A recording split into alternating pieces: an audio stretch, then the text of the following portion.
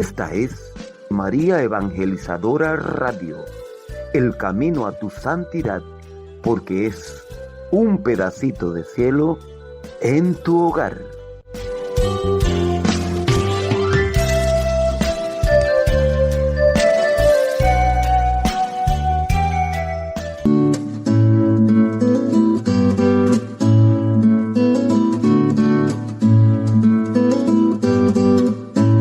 María Evangelizadora Radio, un pedacito de cielo en tu hogar, presenta a continuación la hora de los testimonios.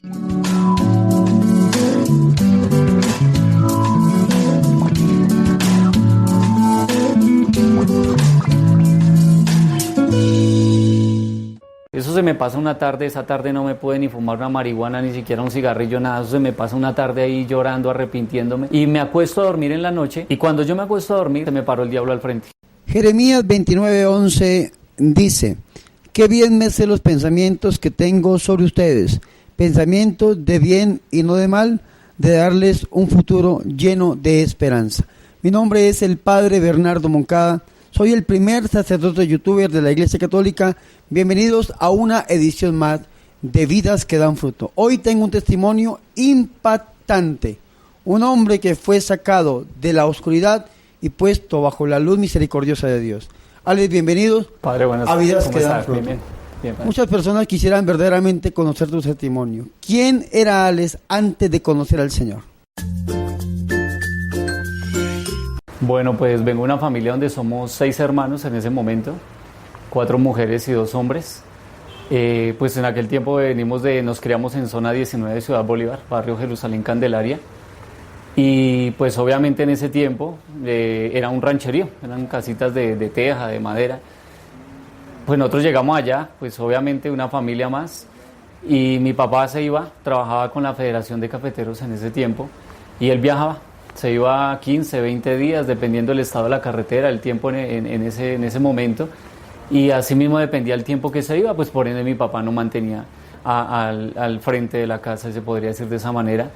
Mi mamá lo mismo, ella salía tipo 4:30, 5 de la mañana, atravesaba la ciudad para trabajar en casas de familia y nos dejaba todo el día. Y pues en aquel tiempo nos criaba era mi hermana la mayor. Pues mi hermana mayor, imagínese, ella pues era una muchacha, tampoco era que tuviera mucha edad, y era una niña criando otros niños. Pues empieza uno a desarrollarse en ese tema, donde hay tanta necesidad, donde hay hambre, donde hay carencia de todo. Entonces empieza a crecer uno con unos vacíos tremendos en el corazón, pero que más adelante se van a reflejar. Pues en ese tiempo, pues lo que le decía, mi mamá todo el tiempo por fuera, mi papá todo el tiempo por fuera, pues entonces nosotros a la deriva. O sea, nosotros hacíamos lo que queríamos, manteníamos todo el día en la calle, jugando, haciendo males, buscando problemas con los vecinos, y esa era nuestra vida en ese tiempo. Con mi hermano y yo siempre juntos de la mano, haciendo males por todo lado, jugando, aguantábamos hambre. Mis hermanas, pues que eran las más grandes, se iban por allá a pedir comida en casas, en otros lugares, para poder tener comida en la casa. Y ese es el contexto donde voy creciendo. Pues imagínense en ese tiempo, si hoy en día se ve, pues en aquel tiempo era también muy fuerte lo de la droga, homicidios, vi correr mucha sangre en esa loma, hay muchos muertos, todo eso lo va marcando a uno. Y va uno creciendo, llego al colegio, pues obviamente cuando no ha habido esas bases de papá, de mamá direccionando, dando cariño, dando un abrazo, esto está bien, esto está mal. Cuando uno crece sin esa dirección, pues uno crece como siendo rebelde, siendo desobediente, haciendo lo que a uno le parece, como uno le parece, porque nunca tuvo freno en la vida. Entonces en aquel tiempo pues llego al colegio y era el muchacho problema en el colegio. Entonces era el que contestaba mal, era el que me portaba mal en el colegio, me burlaba a los profesores, hacía males, todo eso era el problema en aquel tiempo. Comienzo a conocer personas, muchachos en el colegio, y empiezo a escuchar diferentes tipos de música. Entonces comencé a escuchar que el rap, pero entonces después ya empecé a escuchar que el rock en español, y eso me empezó como a gustar un poco más. Entonces que el rock en español, entonces me fui a escuchar el rock en inglés, y entonces ya que empecé a caer en el heavy, y empecé a escuchar tipos de música, el thrash, el black, y caigo en el death y en el black metal. Fueron dos géneros que me impactaron tremendamente, me gustaron muchísimo las voces guturales, el marcaje, las baterías, las guitarras, ese tipo de música me gustó muchísimo, me gustó tanto que yo abandoné todo lo anterior y me centré a escuchar solo black y death metal en aquel tiempo. Y en un principio lo que decía, por los ritmos, por las voces, todo esto, pero llega un momento donde digo, bueno, pero ¿qué es lo que estoy escuchando? Entonces comienzo a traducir esas letras. Y traduciendo esas letras me empiezo a encontrar una realidad que yo desconocía. Empiezo a encontrar pactos con Satanás, empiezo a encontrar nombres de demonios, cómo invocarlos, empiezo a estudiar el tipo los músicos de esas bandas, y entonces empiezo a darme cuenta que también tienen unas vidas muy particulares, muy diferentes a lo que uno vive, y empiezo a involucrarme más de lleno en ese medio. Empiezo a ir a esos eventos de rock al parque que se hacen acá en Bogotá. Entonces empiezo a darme cuenta que en ese ambiente se mueve mucho la droga, la marihuana, la perica y toda esta parte, y empiezo a dejarme influenciar porque pues nadie me lo ofrecía, yo andaba muy solo en ese tiempo, pero empecé a darme cuenta, y de un momento a otro yo quiero meter marihuana. Entonces comienzo a meter marihuana, y entonces ya la marihuana automáticamente me cambió toda mi forma de pensar y de ver las cosas. Empiezo a encerrarme, comencé a apartarme. Yo mantenía fuera en la calle jugaba fútbol, me gustaba mucho jugar fútbol en aquel momento. Pero dije, pero qué estupidez uno estar aquí jugando fútbol, qué boba uno reírse por cualquier cosa. Entonces comienzo a encerrarme, comienzo a apartarme de mis amigos. Y lo único que hago es salgo, me trabo y sigo encerrado escuchando música y viendo pasar mi vida, perdiendo el tiempo. Entonces todo el contexto de amigos comenzó a cambiar, porque la droga pues ya me empezó a traer personas que ya consumían drogas, me llevó a internarme en ollas, a comprar droga, y allá ya empiezo uno a conocer otra clase de personas. Comienzo a conocer personas que matan los gatos, se toman la sangre, la restregan por las paredes, entonces todo ese ambiente, y dentro de eso pues también empiezo a manejar armas, y todo esto me empieza a traer un contexto, un cambio de vida totalmente distinto. Comienzo a hacer pactos con Satanás, comienzo a hacer invocaciones al demonio, comienzo a involucrarme con la brujería, entonces comienzo a leerle el cigarrillo, comienzo a leer las cartas, y todo es el proceso. Entonces comienzo a tomar desordenadamente también, pues no tenía freno, no tenía quien me dijera eso está bueno, está mal. Mis papás pues ya estaban ahí, pero como el que va soltando y va perdiendo y no hace nada como por frenar, entonces tomaba desordenadamente y me empiezo a perder. Es un abismo donde uno va cayendo y cada día va cayendo más.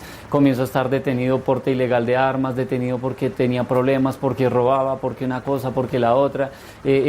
Ya casi, la última vez, casi 3 años y medio que por porte ilegal de armas, y todo ese era el contexto.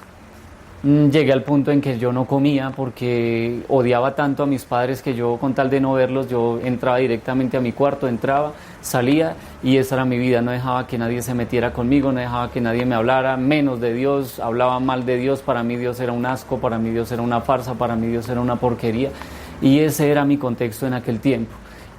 Hasta ahí es mi proceso de dónde vengo. Estamos escuchando el testimonio de Alex, este joven que pues nace en una familia normal, pero que inducido por la música va entrando en un mundo terrible de oscuridad, de satanismo y de drogadicción. Alex, yo quiero detenerme con usted un momentico.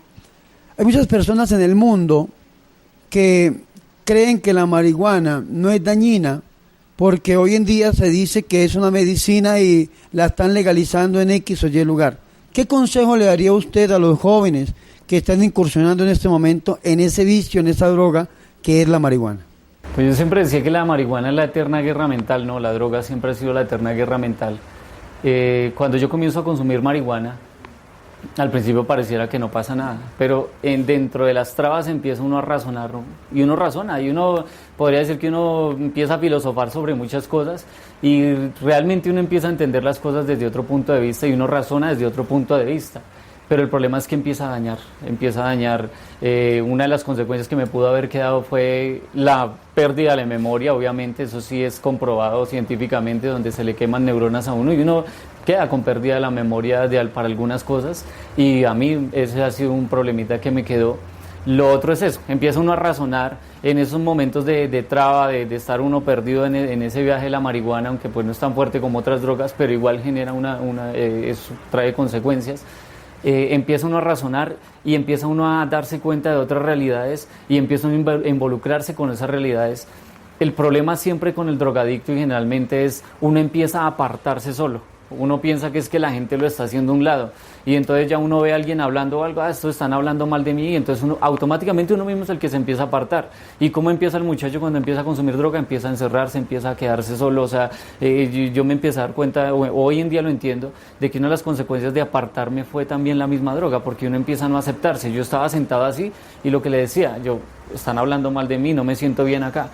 Me trababa y ya me importaba lo que pensaran o lo que dijeran, pero dentro de todo mi contexto uno mantiene la eterna guerra mental, donde si uno está trabado, está pensando, y uno se traba y sigue pensando, y no hay un descanso realmente para el alma y para la mente en esos momentos. Ustedes están escuchando el testimonio de Alex López, este hombre que cae inducido por la música, en el satanismo, en la drogadicción, pero que por la misericordia de Dios es rescatado. Alex, ¿cómo conoce Alex López al Señor Jesucristo? Bueno, es donde mi testimonio continúa, porque recuerdo que a raíz de que yo consumía tanta droga y no comía, les decía que con tal de no ver a mis papás no comía, entonces comienzo a enfermarme. Entonces yo una vez dije, ya un día, otro día comía, vomitaba, débil de todo. Entonces yo, pues como no como, pues fui, mamá, es que estoy enfermo. Y yo a ellos les hablaba con un desprecio, porque es que la droga, la marihuana, o sea, usted lo hace sentir superior, o sea, usted ve las cosas, los demás son unos ignorantes, o hablo desde mi experiencia, no lo digo que sea el caso 100% de todo el mundo, pero entonces ya uno se sube en un orgullo y una soberbia que uno es mayor que todo el mundo. Yo a mis padres les hablaba con un desprecio, mamá, estoy enfermo. Y ella me dijo, claro, mijo, venga, recuéstese. Y en el segundo piso, yo tenía un primer piso para mí solo, y subo al segundo piso y me recuesto, y ella me dice que lo que siente, qué quiere, y entonces que me iba a hacer un caldo, que me trajo un jugo, y que tenía, que ella me comprara una pastilla, lo que fuera. Y estando ahí recostado me llegó un pensamiento. Me dijo, ¿usted por qué se está portando así si su familia nunca ha sido mala con usted? Ese pensamiento me movió las bases. ¿Por qué? Porque mi hermana mayor, la que nos crió, ella muchas veces, yo tenía el cabello largo, me vestía con ropa negra apretada, yo era metalero en ese tiempo, y mi hermana muchas veces me encontró drogado, borracho, por la que ella me decía, mire, yo usted lo crié, yo usted lo quiero mucho, Alex, porque yo lo veo mal, usted está mal, no sé qué, y ella me hacía llorar con las palabras que me decía, pero realmente eso nunca me llevó a cambiar. Me hacía llorar, pero nunca me cambiaba, de ahí no pasaba. Estaba amenazado en ese tiempo de las milicias urbanas allá en Ciudad Bolívar por lo mismo, por consumir droga, y por tantos problemas me tenían amenazado. Pero ni por eso yo cambié. Pero estando ahí acostado me llega ese pensamiento que me dice, ¿por qué se está portando así si su familia nunca ha sido mala con usted? Y yo empiezo a recapitular mi vida en ese momento, y yo digo, oiga, pero ¿yo qué he hecho? Yo terminé el bachillerato y eso casi me toca con abogado para poderlo terminar, porque yo ya llegué a 11 y yo no quería seguir estudiando, ya quería no hacer nada. Termino el bachillerato y me encierro en un cuarto oscuro a meter droga, a perder el tiempo, a hacer pactos con el diablo, a entregarle mi vida, a entregarle todo. ¿Qué estaba haciendo con mi vida? No estaba haciendo nada. Más encima en ese momento empiezo como que empieza a pasárseme una película, y esa palabra me empezó a hacer reflexionar. Yo llegué drogado muchas veces, alcoholizado. Llegué a pegarle a mi mamá, le formaba pelea a mi papá, porque mi papá alguna vez, cuando nosotros éramos niños, él golpeó muy fuerte a mi mamá. La golpeó tan fuerte que eso le rompió una pierna, y a nosotros como hijos nos marcó demasiado, nos marcó tremendamente, a tal punto que cuando yo ya fui creciendo, cuando yo estaba drogado y alcoholizado, yo llegaba y le decía a mi papá, pues venga, ahora sí nos damos como hombres, como era que le pegaba a mi mamá cuando éramos pequeños y no sé qué, pero yo sacaba el resentimiento que tenía ahí en mi corazón. Y recuerdo que mi papá alguna vez fue y me dijo, venga, mijo, perdóneme, fue un error que yo cometí, pero eso a mí no me importaba. O sea, el perdón, aunque él pudiera estar arrepentido, a mí aunque él me dijera perdóneme, no tenía la capacidad de perdonarlo en ese momento. Entonces toda esa parte me afectaba demasiado.